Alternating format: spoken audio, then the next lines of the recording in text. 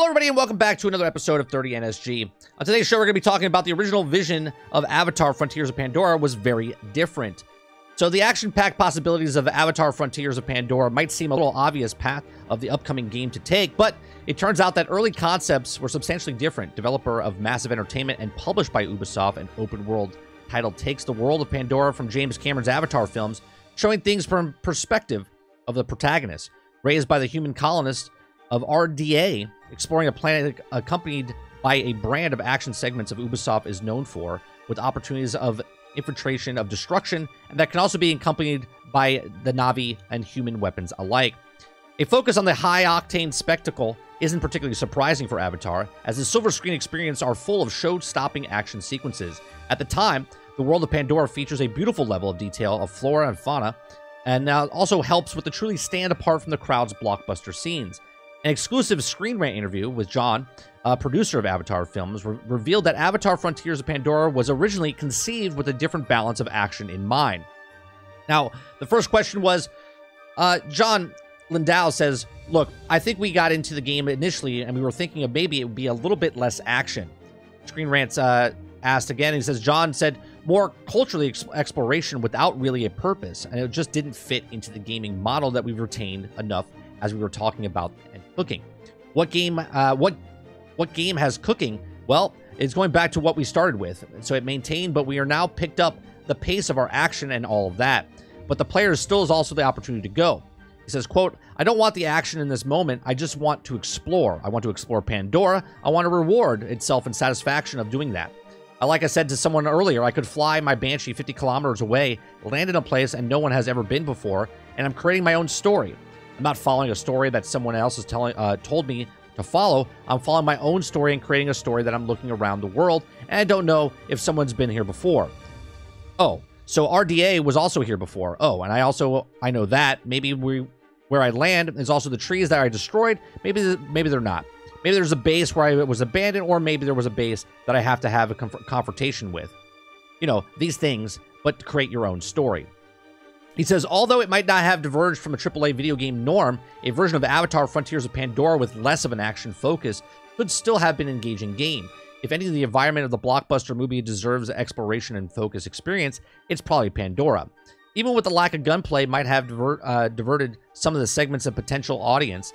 Luckily, it sounds like the final game maintains a healthy dose of the original idea. Lindau also emphasizes the possibilities of putting in off of any given action mission to strike out with the sole purpose of discovering.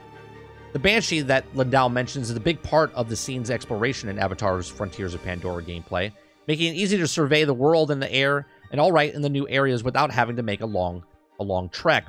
Navigation likewise emphasizes the value of discovery, with the options of abandoned traditional map pointers to seek out objectives by finding landmarks, and Lindau describes the possible clues of the RDA, which could also have a visited of any area points of general use of environmental storytelling that can make pay attention of details of Pandora feels rewarding. So Ubisoft is no stranger to creating a vibrant settings and historical lands of Assassin's Creed franchise, standing a particularly strong example of how much games can benefit from engaging locals. In Frontiers of Pandora, we can craft in the world successfully, and it could also be easy to spend hours of just getting lost and appreciating everything in the wilderness that offers. It's interesting to think about what could have been if the game is kept on focusing on this aspect. But Avatar Frontiers of Pandora is going to feature plenty of action as well.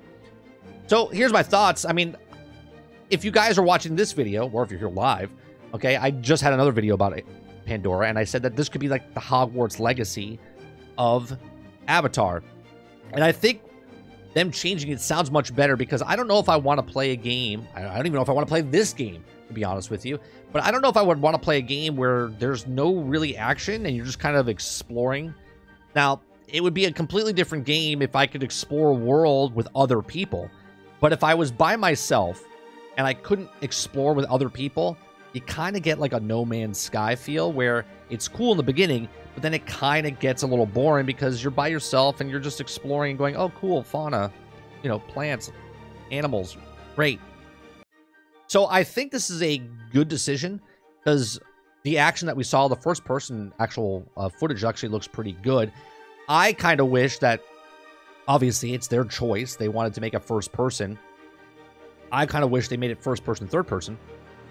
But they decided to make it a first-person game when you're the Avatar, and then when you're on a Banshee, it's in third person, because I think you kind of get motion sickness if you were in first person while you're on the Banshee. So overall, I think this is actually a good choice they did, where it's more action and story-driven, because if it was just open-ended and you could just go where you want... Now, there's a difference. If there's a story in the game and you can still explore where you want to go, but there's that hand-holding experience where, hey, I'm exploring, I'm kind of done with this, I want to go explore the actual world, but now I actually want to go action. So it's like, go do some side quests, and then go do the action shooty-looty type of stuff. Even though it's not a shooter-looter, but you know what I'm saying. Like, do the storyline, go kill some things, grab a new weapon, go progress the story. I think that's a much better, you know, recipe than just lolly-da, go around exploring Pandora, because in that world, you might as well make it a VR game where you're just exploring and you feel like you're in the world of Pandora. These are just my thoughts. Let me know yours in the comments section down below. What do you think of Avatar Frontiers of Pandora? Are you excited to go play this action-packed game mixed in with a little bit of, you know, scavenger and exploration? Or were you looking for more of a linear type of storytelling where you just take the A to B to C to D? Let me know in the comments section down below. Please make sure you share, like, and subscribe, and I'll see you guys on the next one.